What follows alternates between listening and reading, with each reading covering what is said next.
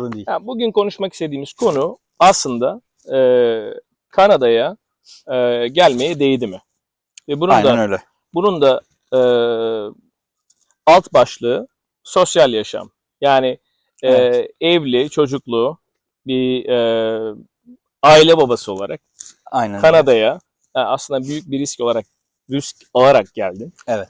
E, Kariyerini bıraktın, tekrar öğrenci olmayı göze aldın, Evet. değil mi?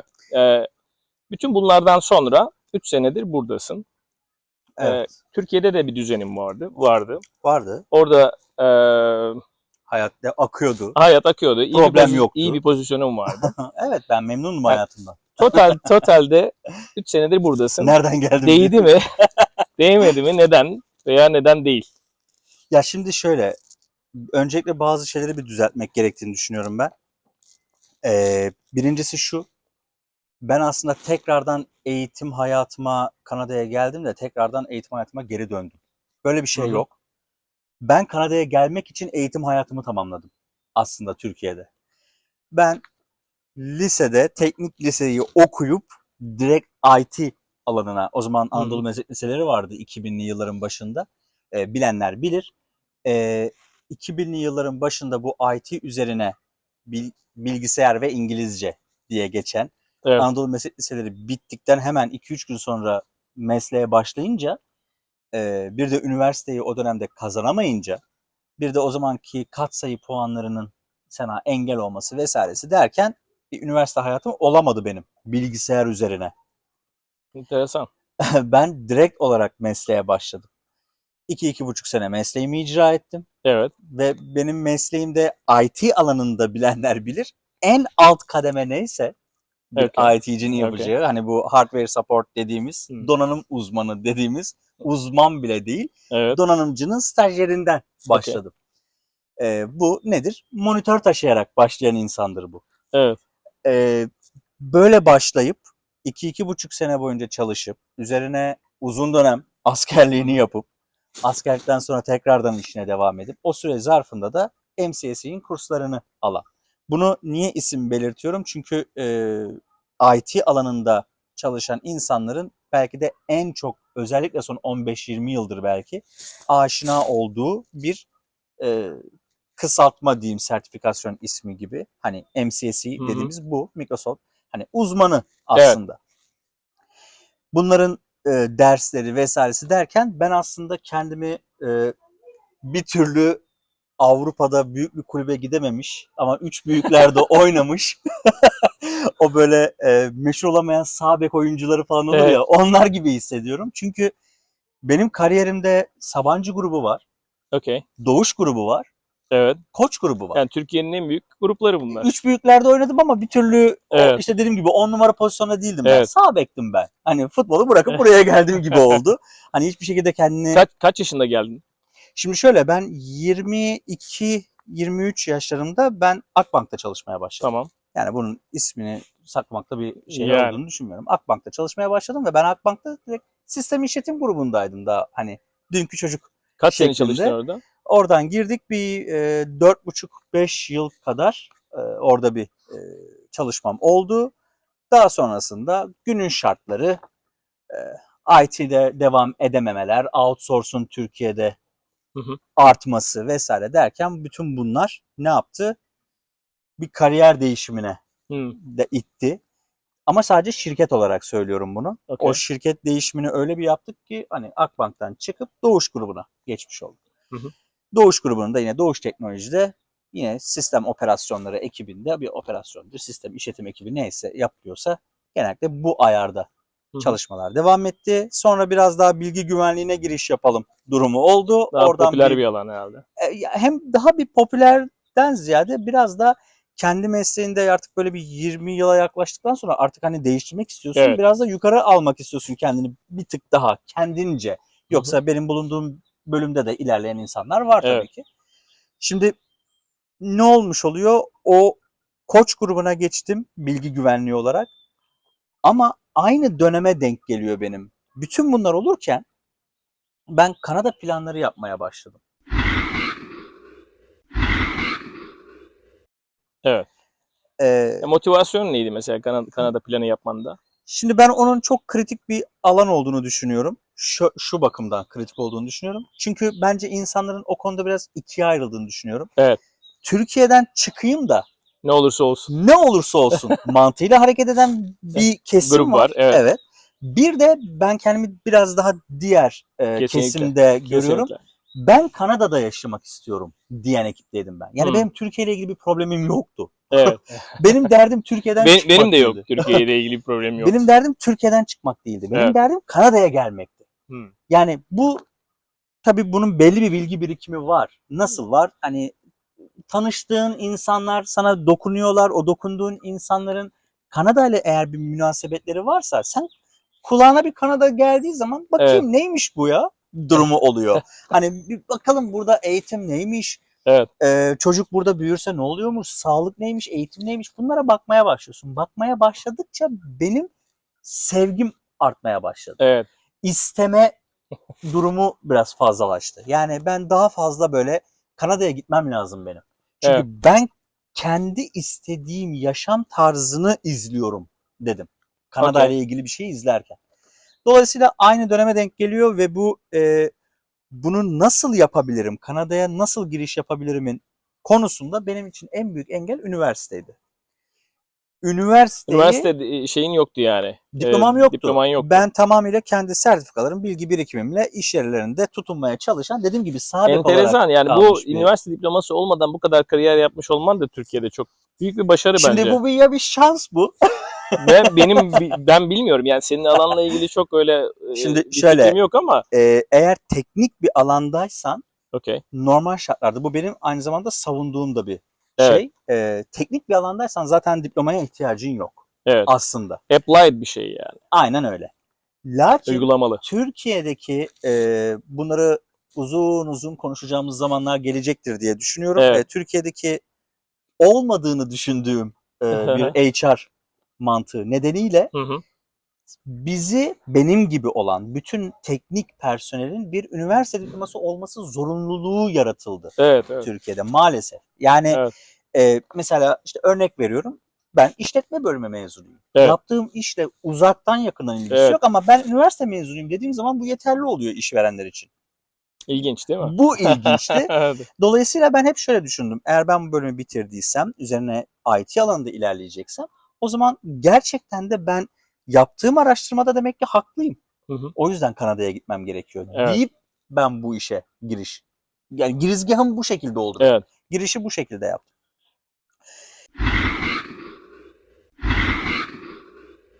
Türkiye'de bu kadar kariyer yaptın. Büyük bir deneyimim var. Evet. Daha sonra buraya geldin. İngilizcen de öyle iyi bir derecede değildi anladığım kadarıyla. Yoktu. Yoktu. Yani çünkü İngilizcemin derecesi de yoktu. biz o zamanlar roommate'dik, ev arkadaşıydık. Evet. Ve bana çok ilginç geliyor böyle şeyler. Çünkü Evet. ben ya iyi bir İngilizceyle geldim. Ona rağmen Evet. zorluklar yaşadım. Hatta senin Amerika'ya da gelişin de iyi Tabii bir İngilizceyle evet, oldu. yani benim zaten İngilizcem iyi yani iyinin seviyeleri her zaman var da. Hı hı. Ama yani gerçekten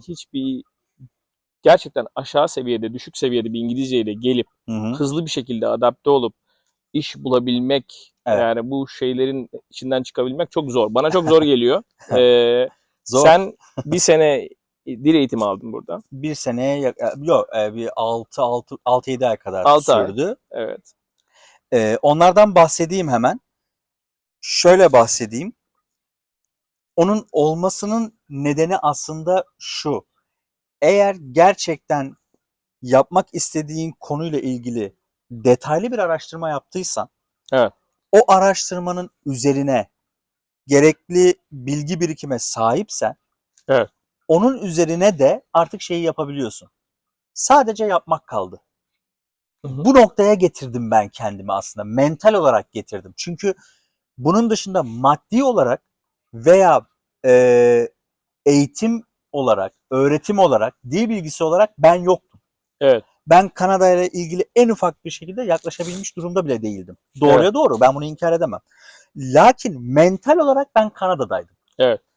Ben o yüzden ben ona tanıklık ettim, evet. Evet, yani ben ciddi anlamda bunu beni tabii yakinen tanıyanlar, ailem veya arkadaşlarım tabii bunu bilirler ama ne kadar bahsedersen o kadar çok girebiliyorsun işin içine. Evet. Şimdi şöyle, ben tabii standart oldu. Gittim bir eğitim danışmanına. Eğitim danışmanını buldum. Dedim ki ben Kanada'ya gitmek istiyorum. Evet. Nasıl giderim? Hı hı. Ve ben yaptığım araştırmada eğitim yoluyla gitmenin daha uygun olduğunu Mantıklı düşünüyorum olduğunu düşünüyorum. dediğimde eğitim Evet. danışmanım bana ya sen zaten araştırmanı yapmışsın hani Dedi. dedi. Bu aslında çok önemli bir şey değil mi? Yani kendi kesinlikle araştırmanı kendin yapacaksın. başkalarına bırakmayacaksın. Aynen öyle. Ben İnisiyatif alman gerekiyor yani. bununla ilgili çalıştığım firmana bir Kanada'ya geldikten yaklaşık 1,5-2 yıla yakın bir süre sonrasında bir canlı yayınımız olmuştu. Instagram üzerinden olmuştu. Hı hı. Orada da söylemiştim. Kanada'ya gelmek istiyorum, ne yapmalıyım? Araştıracaksın. Evet. Kimseye sormadan araştıracaksın. Evet. Google'a girip Street View yapıp o sarı çocuğu alıp koyacaksın sokaklarına ve gezeceksin ve diyeceksin ki ben bu sokaklarda kendimi görebiliyor muyum? En basiti. Evet. Bunlar çok basit ve çocukça gelir. Evet. Ama doğrudur, yapılması gerekendir diye. Yapılması gereken bir mesai. Kesinlikle. Bunları yaptıkça insanı ister istemez şuna itiyor durum. Şimdi ben Kanada ile ilgili videoları izlemeye başlayayım diyorsun. Hı hı. Kanada ile ilgili bu sefer videoları izlemeye başlıyorsun. Evet. Sonra o seni Kanada'daki okulları araştırma itmeye başlıyor. Evet. Kanada'daki okulları araştırıyorsun. Bu aslında gitgide senin bilgi birikimini yükselten bir noktaya getiriyor. Yani kendi profilindeki insanlar bu işi nasıl başarmışlar? Onunla ilgili detaylı fikir ediniyorsun. Tabii ki. Yani. Şimdi mesela bir video açıyorsun. Birisi diyor ki ben Kanada'ya geldim, işte şu üniversitede veya şu kolejde okudum diyor. O koleji araştırıyorum. O kolejde ben hangi bölümü okuyabilirim onu araştırıyorum. Ama benim bunları birine sormamam gerekiyor. Ben bunları birine sorduğum an Kanada'yı kaybediyorum. Onu fark ettim. Yani birine sorduğum zaman ya ben düşünüyorum ama nasıl olur bu iş dediğim zaman ben uzaklaşıyorum Kanada'dan. Neden? O kişi çünkü anlatmaya başlıyor. O kişi bana kendi tecrübelerini anlatıyor. O kişi bana Kanada'da yaşayacağı şeylerden bahsediyor ve yaşayabileceğim veya kendisi gitmişse zamanda yaşadığı şeyleri anlatıyor. Evet. Ama bunlar benimle uyuşmuyor. Çünkü bana diyor ki mesela örnek veriyorum. Aynı seninle o konulara girdiğimiz zaman yaşadığımız bazı anlaşmazlıklar da oluyordu. Aynı onlar gibi. Mesela sen fizik alanındaki zorluktan bahsediyordun. Misal veriyorum. Ama ben mesela diyordum ki ya IT alanında böyle bir şey yok. Kesinlikle. Biz aynı dönem beraber bir sene yaşadık. Şimdi ben Amerika'ya yani buraya Amerika'dan gelme hikayemi anlatacağım daha sonra. Evet. Ama benim kariyerim daha çok akademik olduğu için ben fizik doktoram var. Evet. Yani fizik doktorasındaki adamlar ne yapar? Ya üniversitede teaching yapar, ya araştırmacı olur, ya postdoc yapar. Ben çok işlere başvurmuştum o zaman burada. Yani akademik işlere. Yani yüzlerce işe başvuru hiç kimseye dönmüyordu ama ya Mesut her hafta bir interview'e giriyordu. Yani sinir bozucu bir şeydi aynı zamanda. Tabii ben ondan sonra dedim ki herhalde bu işler böyle olmuyor Kanada'da. Evet. Yani çünkü kışın dondurma satamaz. Aynen. Bu arada senin için bir uyanış oldu bu. Aslında benim buna tanık olmam, senin de benim buna tanık olmam. Ben şey olarak düşünüyordum yani. Demek ki herkes için her şey çok zor burada diye düşünüyordum. Aynen öyle. Öyle değilmiş. İş bulamam. Öyle değilmiş. Kim gelmeyin, yani, bulamazsın. Supply demand dolayı, arz talep. Evet. Yani insanların almak istediği şeyi satacaksın. Kesinlikle. IT alanında böyle bir talep var. Evet. Yani sen Ciddi mesela atıyorum benim deneyimimi yaşamış bir insan olsan veya Kanada'ya gelip bayağı zorlanmış iş bulmada zorlanmış biri olsan o zaman çok daha negatif bir bakış açın olabilir. Ama gelip buraya atıyorum yani bir senelik bir eğitimden sonra başvurduktan sonra yani sen bunun da çok kötü olduğunu düşünüyorsun ama ben bunun çok çok iyi olduğunu biliyorum. Yani biliyorum. Her hafta bir interview'a girmen hani bu bir başarı. Büyük bir başarı. Demek ki bu çok daha farklı bir izlenim oluşturuyor sende. Yani demek ki olay kişiye özel. Kişinin profiline özel. Tabii ki profil inanılmaz etkiliyor. Yani kimsin? Ne yapıyorsun? Evet. Benim özellikleri neler? Benim çok fazla böyle arkadaşım var. Kendi çalıştığım sektörden dolayı böyle arkadaşlarım var. Yani IT alanında çalışınca arkadaşlarım da IT'ci oluyor. Evet. Siber güvenlik işi yapıyor mesela bu kişi. Veya iş analisti veya yazılım geliştirmeci. Şimdi bana mesela bunlardan birisi sorduğu zaman ya biz ne yapalım? Gel. Çünkü burası çağırıyor zaten. Tamam, Evet. burası herkesi çağırıyor ama ben bunu seninle aynı sektörde çalışan biri olarak söylüyorum. Gel Evet. diye söyledim. Hani yazılım geliştirmeci misin? Bence gel. Ben olsam Evet. gelirdim. Olmadığım halde geldim. Ya burada şöyle bir şey var. Yani yurt dışına yaşamanın bence yani gel diyoruz ama yani gelen kişinin bence çeşitli özelliklerinin olması lazım. Evet. Kişisel özelliklerinin. Yani bunlardan bence en önemlisi yılmazlık. Yani Hı hı. sorunlar karşısında, yaşadığı sorunlar karşısında bunlar maddi olabilir, Hı hı. manevi olabilir, yalnızlık duygusu olabilir, sıkıntılar olabilir. Evet. Bunlara reaksiyonu ne olacak? Evet. Yani biz gel diyoruz ama mesela yani kişiye göre değişir aslında. Mesleki olarak ben söylüyorum. Mesleki olarak kesinlikle. Mesleki olarak düşünmeni Evet. gerektirecek bir durum yok. Yani Yazılım geliştirmeciyim, acaba gitsem mi? Bu düşünülecek bir Evet. konu değil bence. Dünyanın her yerinde iş yaparsın. Kesinlikle. İş Yani yaparsın. işte adam diyor ki ya işte ben hani mobile developer'ım. Yani bunu sen eğer hala buna rağmen direkt iş bulup da gelebilirsin. Ha, Benim tanıdığım öyle insanlar var. benim de var bu şekilde.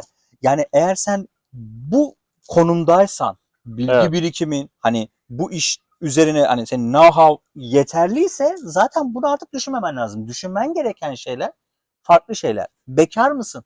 Evli misin? Evliysen çocuğun var mı? Maddi olarak nasıl geçindireceksin? Nerede yaşayacaksın? Topluma ayak uydurabilecek misin? Adapte olabilecek misin? Sen adapte oldun. Evlisin. Eşin olabilecek mi? Evet. Eşin de oldu. Çocuğun orada büyümesi seni rahatsız edecek mi?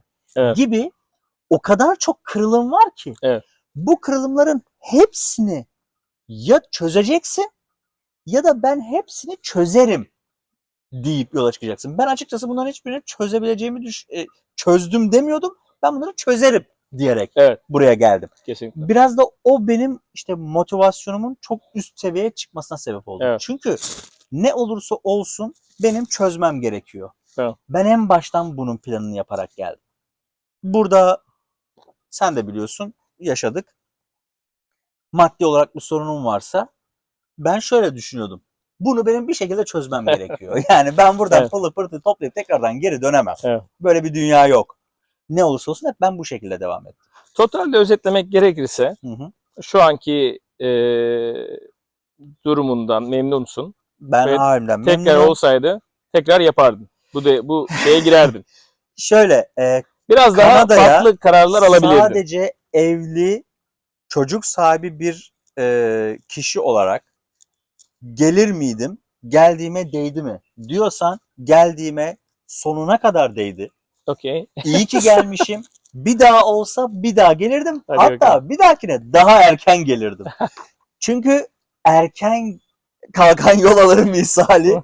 Yaşınız ne kadar erkenken buraya gelebilme eğer durumunu başarabilirseniz o kadar müthiş bir grafikle ilerleme imkanınız mevcut.